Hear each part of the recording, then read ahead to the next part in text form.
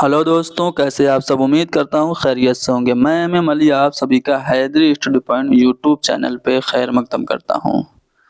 जैसा कि आप जानते हैं कि सीबीएसई की जानिब से सीटेट जनवरी सन 2024 के लिए नोटिफिकेशन जारी कर दिया गया है, जिसमें यह बताया गया है कि आपका इम्तिहान 21 जनवरी सन 2024 को कंडक्ट कराया जाएगा।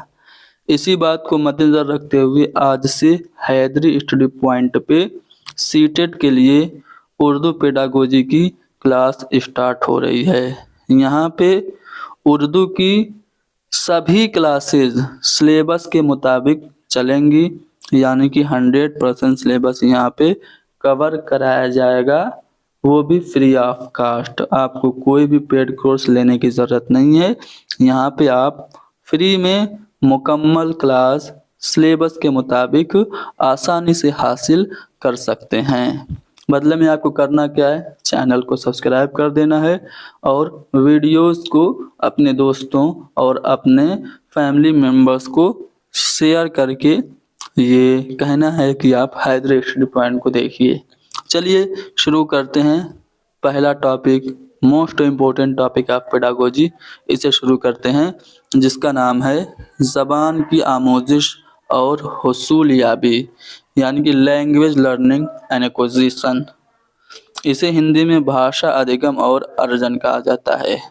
तो भाषा अधिगम को समझने के लिए या भाषा अर्जन को समझने के लिए ज़रूरत इस बात की है कि हम समझे भाषा क्या है, ज़बान क्या है, लैंग्वेज कहते किसे हैं। तो ज़बान इंसान के ख्यालात, जज्बात और एहसासात और ज़रूरियात की तरसील का वसीला, यानी कि जो हमारे माइंड में आइडियाज़ हैं, जो हमारी फीलिंग्स हैं, उनको जब हम एक्सप्रेस करने के लिए किसी मीडियम का यूज़ करते हैं तो यही मीडियम कहलाता है आपका लैंग्वेज, यानी कि हमारे विचारों की अभिव्यक्ति करने का माध्यम ही भाषा है। हम भाषा सीखते कैसे हैं, तो हम भाषा सोशल इंटरेक्शन से, सामाजिक अंतःक्रिया से सीखते हैं, यानी कि ज़बान समाजी तामुलात का नतीजा है। यही वजह है कि फेमस साइकोलॉजिस्ट जिनका नाम लेव वाइगोत्स्की है, उन्होंने ये कहा कि बच्चों में जो डेवलपमेंट होता है वो लैंग्वेज इंटरेक्शन के ज़रिए सोशल इंटरेक्शन के ज़रिए होता है, और बच्चों के डेवलपमेंट में लैंग्वेज, साथ ही साथ समाज यानी कि सोसाइटी और कल्चर, इन चीज़ों की बहुत ज़्यादा अहमियत होती है। तो वाइगोस्की से मुताल्लिक ये नज़रिया है कि बच्चे समाजी तामुलात से ही ज़बान सीखते हैं और उनमें हर किस्म की नशोनुमा यानी कि डेवलपमेंट होता है।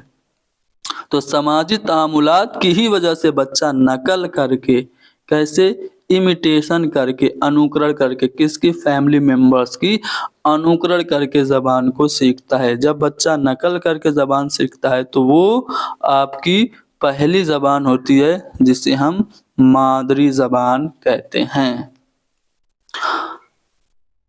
ज़बान समाजी ज़िंदगी को बामकसद बनाती है। अगर ज़बान न रहे, एक दूसरे से आप बातचीत न कर पाएँ, अपने विचारों को अभिव्यक्त न कर पाएँ, तो आपकी जो सोशल लाइफ है वो मीनिंगफुल नहीं बन पाएगी।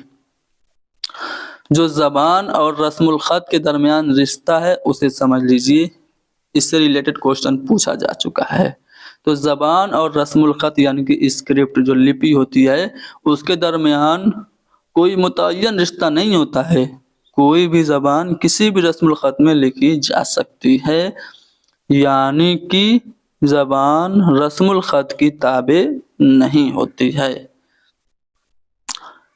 माहिरीन लिसानियात ने ज़बान को लुगत और कवायद का, यानी कि जो लेक्सिकॉन है और जो ग्रामर है उसका इम्तिजाज यानी कि मिक्सर कहा है ज़बान को।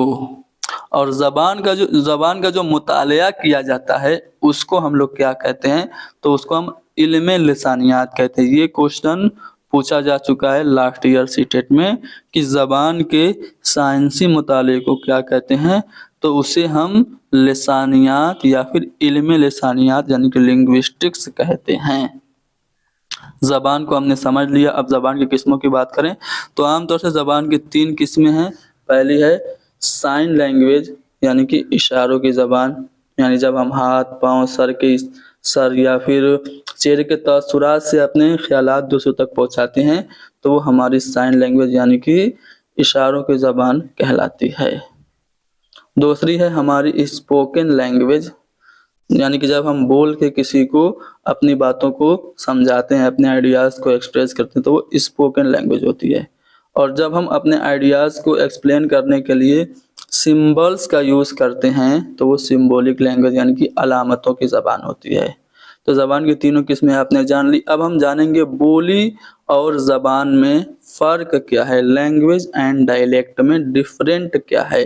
तो देखिए बोली जो होती है वो एक लिमिटेड इलाके में बोली जाती है, छोटे इलाके में बोली जाती है और इसकी कोई भी रिटन फॉर्म नहीं होती है, तहरीरी शक्ल नहीं होती है और इसका कोई भी सिस्टमैटिक ग्रामर नहीं होता, इसकी कोई मुनज़्ज़म शक्ल और ज़वाबित नहीं होते हैं और बोली में बहुत सारे चेंजेस आते रहते हैं, इसमें अक्सर तब्दीलियाँ आती रहती हैं। जबकि ज़बान एक वसी तर नज़रिया, एक ब्रॉड कंसेप्ट है लैंग्वेज और इसके फिक्स रूल्स एंड रेगुलेशन होते हैं और जो आमतौर से बदलते नहीं हैं, यानी कि परमानेंट होते हैं, मुस्तकिल फितरत होते हैं ज़बान के उसूल और ज़वाबित। अब हम जानेंगे कि मादरी ज़बान किसे कहते हैं, मदर टंग किसे कहते हैं, ये बहुत इम्पोर्टेंट है। तो मादरी ज़बान यानी कि जो हम घर पे, आस-पास और अपने इर्द-गिर्द के लोगों से जो ज़बान सीखते हैं वो ज़बान हमारी कहलाती है मादरी ज़बान। तो मादरी ज़बान से मुराद बच्चे के घर की ज़बान और आस-पास बोली जाने वाली ज़बान है। ये वो ज़बान है जिसे बच्चा अपने गिरदो-पास से फितरी तौर पर सीखता है, यानी कि लाशऊरी तौर से बच्चा जब ज़बान को अपने आप सीख जाता है तो उसे हम क्या कहते हैं, मादरी ज़बान कहते हैं। यहाँ पे एक जो थ्योरी है उसे आपको याद रखना है, चॉम्स्की की थ्योरी। चॉम्स्की की थ्योरी याद रखिएगा। ये कह रहे हैं कि बच्चों में जो ज़बान सीखने की सलाहियत होती है वो पैदाइशी होती है, यानी कि बच्चा जो मादरी ज़बान सीखता है वो अपने आप सीख जाता है। उनके मुताबिक बच्चों में लैंग्वेज एक्विजिशन डिवाइस होता है, ठीक है, ज़बान का इक्तिसाब का आला होता है। ये जो मादरी ज़बान है इसकी अहमियत बहुत ज़्यादा है, इतनी ज़्यादा है कि जितने भी फेमस साइकोलॉजिस्ट हैं और जितनी भी एजुकेशन पॉलिसीज़ हैं सब में बच्चों को मादरी ज़बान में तालीम देने की सिफारिश की गई है। और ये जो मादरी ज़बान है ये बच्चों को बहुत कुछ जानकारी देती है। स्कूली तालीम से कब्ल ही, यानी कि बच्चा भी स्कूल में एडमिशन नहीं लिया उससे पहले ही बच्चा अपनी मादरी ज़बान की बारीकियों और पेचीदगियों को समझ लेता है, यानी कि बच्चा स्कूल आने से पहले ही तजर्बात का ख़जाना लेकर आता है। तो मादरी ज़बान में बच्चों को तालीम क्यों दी जाती है? तो मादरी ज़बान में तालीम देने से बच्चों में सीखने में स्वाभाविकता आती है, फितरीपन आता है, बच्चे आसानी से सीख लेते हैं और बच्चे अपने आप को अपनी मदर टंग में इजीली एक्सप्रेस कर पाते हैं और अपने आप को बाहर की दुनिया से मरबूत भी कर पाते हैं। तो इसीलिए बच्चों को मादरी ज़बान में तालीम देनी चाहिए। ज़्यादातर जो माहिरीन लिसानियात हैं वो इस बात की सिफारिश करते हैं। साथ ही साथ हमारी हमारा जो नेशनल करिकुलम फ्रेमवर्क 2005 है, इसी तरह हमारा राइट टू एजुकेशन एक्ट 2009 है, इसी तरह हमारे संविधान में आर्टिकल 350 ए है और हमारी नेशनल एजुकेशन पॉलिसी जो न्यू एजुकेशन पॉलिसी 2020 है इसमें भी इस बात की सिफारिश की गई है कि जहां तक मुमकिन हो आप बच्चों को उनकी मादरी ज़बान में तालीम दीजिए। मादरी ज़बान में तालीम देने की सिफारिशात ज़्यादातर कमीशंस वगैरह करते हैं। साथ ही साथ जो मादरी ज़बान है और जो कसीर लिसानियात है इसको भी क्लासरूम में एक्सेप्ट करना चाहिए। यानी बच्चों की मादरी ज़बान को आप क्लासरूम में एक्सेप्ट करिए, साथ ही साथ कसीर लिसानियात को। कसीर लिसानियात क्या है? क्लासरूम में मौजूद एक से ज़्यादा ज़बानें जब इस्तेमाल होती हैं तो वो क्लास कहलाती है कसीर लिसानियात। मान लीजिए कोई भी एक क्लास है जिसमें उर्दू बोलने वाले, हिंदी बोलने वाले, अंग्रेज़ी बोलने वाले, अरबी या फ़ारसी या फिर कोई भी संस्कृत ज़बान बोलने वाले बच्चे हैं और एक दूसरे से इंटरेक्ट कर रहे हैं, बातचीत कर रहे हैं, तो इसी को कसीर लिसानियात, बहुभाषिकता, मल्टीलिंगुअलिज्म कहते हैं। तो मल्टीलिंगुअलिज्म को क्लासरूम में एक्सेप्ट करना चाहिए क्योंकि बहुभाषिकता क्लासरूम में एक असासे के तौर पर काम करती है, रिसोर्स के तौर पे काम करती है। ठीक है, मादरी ज़बान गैर मुल्की ज़बान और दूसरी ज़बान सीखने में मुआविन और मददगार होती है। जब आप मादरी ज़बान का यूज़ करते हैं तो इजीली आप इंग्लिश या फिर कोई भी फॉरेन लैंग्वेज सीख सकते हैं। ठीक है ना। अब चलिए लैंग्वेज एक्विजिशन और लैंग्वेज लर्निंग क्या होता है समझते हैं। सबसे पहले एक्विजिशन ऑफ लैंग्वेज यानी कि ज़बान का इक्तिसाब या ज़बान की तहसील या हुसूल याबी क्या होती है समझिए। तो ये एक ऐसा अमल है जिसके तहत बच्चा आसपास के माहौल, अपने वालिदैन और अपने बुजुर्गों से सीख कर, देख कर ज़बान सीख लेता है।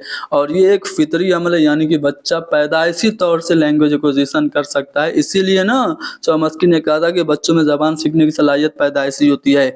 तो ये एक फितरी अमल है और ये अमल पैदाइश के बाद से शुरू हो जाता है और 4 साल की उम्र तक बच्चा मादरी ज़बान का इक्तिसाब कर लेता है। बच्चा जब 4 साल का होता है तो मादरी ज़बान सीख लेता है। इसीलिए पेडागोजी की लैंग्वेज में कहा जाता है कि जब बच्चा स्कूल आता है तो वो तजर्बात का खजाना लेकर आता है। तो लैंग्वेज एक्विजिशन आपने जाना, जब बच्चा तौर शऊरी अमल में यानी कि अनकॉन्शियसली बिना टीचर्स की मदद के घर पे बिना कोशिश के ही अपने आप ज़बान सीख ले तो वो लैंग्वेज एक्विजिशन, भाषा अर्जन, ज़बान का इक्तिसाब या ज़बान की हुसूल याबी है।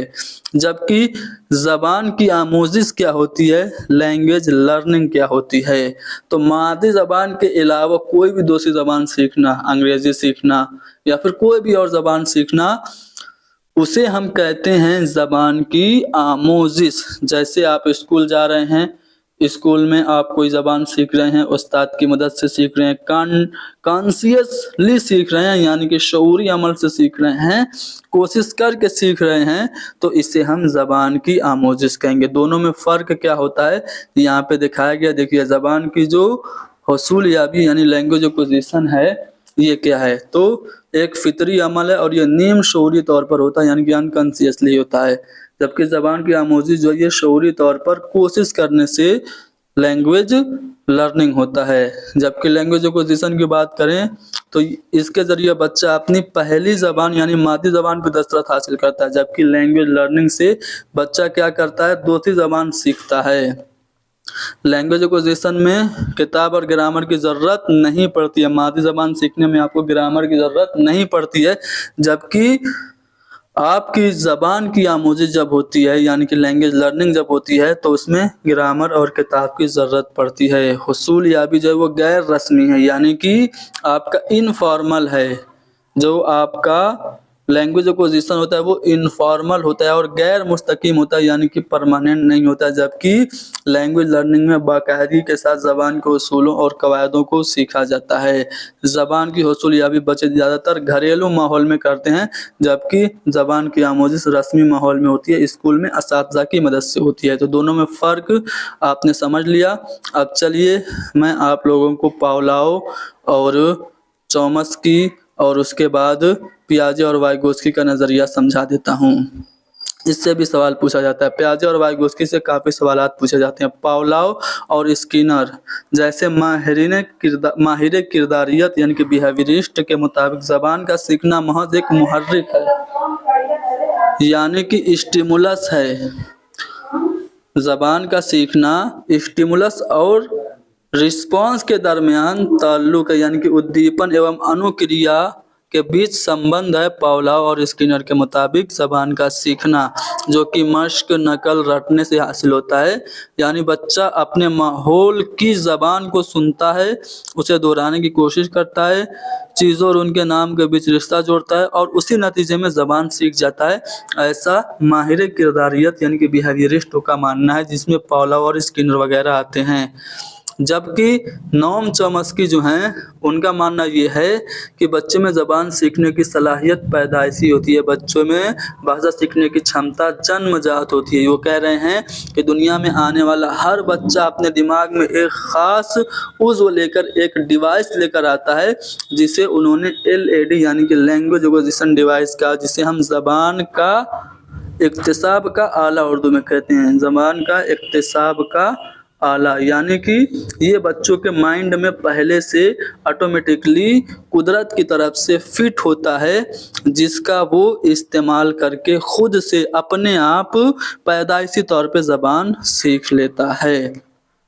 साथ ही साथ इन्होंने यूनिवर्सल ग्रामर का एक कंसेप्ट दिया, जो कि काफ़ी पूछा जाता है। चॉम्स्की का कहना है कि ज़बान का फितरी सॉफ्टवेयर या कवायद फितरी तौर पर बच्चे के दिमाग में होता है, जिसे इन्होंने यूनिवर्सल ग्रामर कहा। जो ज़बान बच्चे के जीन्स में पोशीदा होती है, उसे वो इनेट लैंग्वेज कह रहा है। यानी कि जो लैंग्वेज बच्चे के जीन्स में पहले से छुपी हुई है, उसे चॉम्स्की इनेट लैंग्वेज कह रहा है। ठीक है, पियाजे और वाइगोत्स्की का नज़रिया समझते हैं। तो पियाजे का नज़रिया तामीराती है, जिसके मुताबिक बच्चे हवासे खमसा के ज़रिए, यानी जो बच्चों की ज्ञानेंद्रियां हैं, उनके ज़रिए बच्चे तालीम और इल्म हासिल करते हैं और बच्चे इल्म की तश्कील खुद से करते हैं। ये पियाजे का नज़रिया है। पियाजे ने अपनी कॉग्निटिव डेवलपमेंट थ्योरी में इदराकी नशोनुमा के नज़रिया में 4 स्टेजेस बताएं। मैं आपको वर्बली बता रहा हूँ, ध्यान से सुनिएगा। पहला जो उन्होंने बताया, हिस्सी व हरकाती दौर बताया, जिसको हम लोग सेंसरी मोटर कहते हैं। दूसरा इन्होंने बताया माक़ब्ल तजर्बात का दौर, माक़ब्ल तजर्बात का दौर, जिसे हम लोग कहते हैं प्री ऑपरेशनल स्टेज। तीसरा इन्होंने बताया तजर्बात का दौर या ठोस तजर्बात का दौर। तो ठोस तजर्बात का जो दौर है, उसे हम लोग कंक्रीट ऑपरेशनल स्टेज कहते हैं। और चौथा इन्होंने जो कॉग्निटिव डेवलपमेंट का स्टेज बताया, वो बताया रस्मी तजर्बात का दौर, यानी कि फॉर्मल ऑपरेशनल स्टेज। तो ये 4 स्टेजेस बताए पियाजे ने, और उनके मुताबिक बच्चे इल्म की तश्कील खुद से करते हैं, बच्चे लिटिल साइंटिस्ट होते हैं। जो पहला स्टेज था सेंसरी मोटर, उसमें बच्चे अपने ज्ञानेंद्रियों के ज़रिए, सेंसर के ज़रिए, हाथ, आँख, कान, नाक, मुंह वगैरह के ज़रिए स्पर्श करके सीखते हैं। उसके बाद माक़ब्ल तजर्बात में नकल वगैरह के ज़रिए, उसके बाद जब कॉन्क्रीट ऑपरेशनल स्टेज में पहुँचते हैं तो चीज़ों के बारे में क्रिटिकल थिंकिंग थोड़ा मोड़ा करने लगते हैं। और जब फॉर्मल ऑपरेशनल स्टेज में पहुंचते हैं तो उनकी जो थिंकिंग है वो ब्रॉड हो जाती है। वाइगोत्स्की की बात करें तो वाइगोत्स्की के मुताबिक ज़बान समाजी तामुल का नज़रिया, यानी कि वाइगोत्स्की कहते हैं कि बच्चे जो ज़बान सीखते हैं सोशल इंटरेक्शन के ज़रिए सीखते हैं। वाइगोत्स्की ने अपनी थ्योरी दी थी, जिसका नाम था सोशियो कल्चरल डेवलपमेंट थ्योरी, यानी समाजी सकाफती नशोनुमा का नज़रिया। इसमें इन्होंने 3 चीज़ों पर काफ़ी जोर दिया। 3 चीज़, समाज, सकाफत और ज़बान, यानी कि society, culture and language, SCL। इन 3 चीज़ों पे बहुत ज़्यादा इन्होंने जोर दिया। इन्होंने जोन ऑफ प्रॉक्सिमल डेवलपमेंट बताया। ये क्या होता है? कह रहे हैं कि बच्चों के अमली सलाहियत और मुमकिना सलाहियत के बीच में फ़र्क पाया जाता है। इसी फ़र्क को वाइगोत्स्की ने कुर्ब नशोनुमा का इलाका बताया, यानी कि बच्चे किसी काम को खुद से कर सकते हैं, बच्चे किसी काम को करने में टीचर्स की मदद लेते हैं। इन दोनों के बीच में भी कुछ इलाका होता है। इसी इलाके को वाइगोत्स्की ने जोन ऑफ प्रॉक्सिमल डेवलपमेंट, कुर्ब नशोनुमा का इलाका, यानी कि समीपस्थ विकास का क्षेत्र बताया। इसके फोल्डिंग का कंसेप्ट भी वाइगोत्स्की ने दिया। ये कह रहे हैं कि तजर्बाकार फर्द के जरिए बच्चों को दिया जाने वाला सहारा जो होता है वो मचान बंदी, इसके फोल्डिंग होता है। ताउनी मफरूज़ा भी इसको उर्दू में कभी कभार नाम से पूछ देता है। जैसे बच्चा साइकिल चलाना सीख रहा है और हम उसे पीछे से टेम्परेरी हेल्प दिए हुए हैं, ज़रूरत पड़ने पे उस हेल्प को हटा देते हैं, तो इस हेल्प को ही हम मचानबंदी स्कैफोल्डिंग कहते हैं। कभी कभार आपने देखा होगा छोटे बच्चे किसी काम को करते हुए अपने आप से बात करते हैं, तो जब बच्चा अपने आप से बात करते हुए ज़बान का इस्तेमाल करता है तो इसे वाइगोस्की ने निजी तकरीर करार दिया है, प्राइवेट स्पीच इसे कहते हैं। जब बच्चे किसी काम को करते हुए खुद से बात करते हैं तो वो अपने थॉट्स को क्या करते हैं, रेगुलेट करते हैं, अपने जो उनके जो ख़यालात हैं उनको रेगुलेट करते हैं, मुनज़्ज़म करते हैं और ख़ुद से बात करते हैं। और ये जो खुद से बात बच्चे करते हैं इसको वाइगोस्की ने निजी तकरीर, जबकि पियाजे ने बच्चों के खुद से बात करने को ईगोसेंट्रिज्म कहा है। ठीक है, उम्मीद करते हैं समझ में आ गया होगा। और भी बहुत सारे नज़रियात हैं जिनको आप लोग हमारे पीडीएफ को लेके खुद से पढ़िएगा। आपको हमारा ये जो ई नोट्स है कैसे हासिल होगा, आपको हमें व्हाट्सअप करना होगा 72 75 54 98 90 पे आप हमको व्हाट्सअप करेंगे तो आपको हमारे इस नोट्स का सैंपल भेजा जाएगा जिसमें कुछ डिटेल्स होंगी और आपको एक मामूली सी रकम बतौर हदिया हमें पेश करना होगा और कंप्लीट नोट्स उर्दू पेडागोजी का और प्रीवियस ईयर क्वेश्चन पेपर्स आपको प्रोवाइड कराए जाएंगे। चलिए मैं आप लोगों को कुछ हमारे नोट्स का ओवरव्यू दे देता हूँ। यहाँ पे कुछ इम्पोर्टेंट पॉइंट्स हैं, इसको भी आप लोग नोट्स लेकर पढ़िएगा। चलिए मैं आप लोगों को कुछ सवालात करा देता हूँ। चलो ये सवाल देखो, वाइगोस्की आपने पढ़ लिया है ना, वाइगोस्की से मुताल्लिक ये सवाल है, इसका जवाब आप लोगों को देना है। सवाल मैं पूरा दिखा देता हूँ, इस तरह से है। ये क्वेश्चन पूछा जा चुका है कि लेव वाइगोस्की के मुताबिक कौन से उन्सुर आमोजिश को मुतासिर करते हैं। तो वाइगोस्की ने 3 चीज़ों को इम्पोर्टेंट बताया था, समाज को, संस्कृति यानी कि सकाफत को और ज़बान को। तो ये 3 चीज़ लैंग्वेज लर्निंग को इफ़ेक्ट करते हैं। ठीक है, मनफी रद्द अमल ये नेगेटिव होगा, तो ए बी और सी यानी कि अलिफ बे और जीम जो होगा वो आपका सही होगा। अलिफ बे और जीम यहाँ पे आपका ऑप्शन नंबर डी है, तो इसका जवाब ऑप्शन डी करेक्ट होगा। नोट्स में ऐसे आपको एक्सप्लेनेशन भी बताया गया है। चलो बताओ, बच्चों में मादी ज़बान के फ़रोग़ को अमूमन क्या समझा जाता है। बच्चे जब मादी ज़बान सीखते हैं तो लैंग्वेज एक्विजिशन होता है या फिर लैंग्वेज लर्निंग होता है। तो बच्चे जो मादी ज़बान सीखते हैं घर पे सीखते हैं, बिना किसी टीचर की मदद से गैर रस्मी तरीके से सीखते हैं, तो इसे हम लोग कहते हैं लैंग्वेज एक्विजिशन। और लैंग्वेज एक्विजिशन को उर्दू में ज़बान का हुसूल या ज़बान का इक्तिसाब कहा जाता है, इसलिए ऑप्शन नंबर 1 हमारा सही है। यहाँ पे इसकी एक्सप्लेनेशन भी मौजूद है, नोट्स लेके आप स्वयं भी इसको पढ़ सकते हैं। चलो, ज़बान की आमोजिश के हवाले से कौन सा बयान दुरुस्त है आप लोगों को बताना है, उसके बाद कोड में आंसर आपको करना है। 2 बयान सही हैं, 2 गलत है, कौन से 2 सही हैं। चलिए, ज़बान का एक अच्छा आमोजगार पढ़े हुए मतन में शामिल तमाम अल्फाज के मानी जानता है, या फिर ज़बान का अच्छा आमोजगार मतन में शामिल अल्फाज के मानी व मफहूम और ख़यालात को समझता है, या फिर ज़बान का अच्छा आमोजगार ज़बान के सभी उसूल समझता है, या फिर ज़बान के अच्छे आमोजगार को ज़बान के सारे उसूल जानने की ज़रूरत नहीं है। देखो, इसमें से 2 स्टेटमेंट जो है वो करेक्ट हैं, 2 इनकरेक्ट हैं। कौन से 2 करेक्ट हैं? यहाँ पे पहला वाला स्टेटमेंट में कहा जा रहा है कि तमाम अल्फाज के मानी जानता है। एक पैसेज है उसमें अगर आप तमाम अल्फाज के मानी जाने तो ये ज़रूरी है, या फिर आप उसके मानी और मफहूम और ख़यालात यानी कि सेंट्रल आइडिया को समझे, ये ज़रूरी है। तो यहाँ पे ज़बान का जो एक अच्छा आमोजगार होगा वो पढ़े हुए मतन के मानी और मफहूम और ख़यालात को जानेगा, ऐसा नहीं कि केवल अल्फाज की मीनिंग को समझेगा। तो यहाँ पे अलिफ वाला गलत है, बे वाला सही है। ज़बान का अच्छा आमोजगार ज़बान के सभी उसूल जानता है। जी नहीं, सभी उसूल जानने ज़रूरी नहीं है, बल्कि ज़बान के एक अच्छे आमोजगार को ज़बान के सारे उसूल जानने की ज़रूरत नहीं है। कभी कभार आपने देखा होगा कि आप इंग्लिश के सभी ग्रामेटिकल रूल्स जानते नहीं हैं, फिर भी आप इंग्लिश समझ जाते हैं, तो इसका मतलब यह है कि आप गुड लर्नर हैं। तो ज़बान के अच्छे आमोजगार को ज़बान के सारे उसूल जानने की ज़रूरत नहीं है। सारे उसूल बिना जाने भी आप गुड लर्नर हो सकते हैं। तो सभी उसूल जानना ज़रूरी है। बहुत सारे उसूल हैं, बहुत सारे ग्रामेटिकल रूल्स हैं, तो मुमकिन है कि हम जान पाएँ, नहीं जान पाएँगे। तो सभी उसूल बिना जाने भी आप इंग्लिश समझ सकते हैं। इसका मतलब you are good learner in English. ठीक है, तो बी और डी यानी कि बे और दाल आपका सही है। बे और दाल आपका जो ऑप्शन नंबर डी है वो सही होगा। ठीक है, चलो आगे बढ़ते हैं अगले सवाल पे।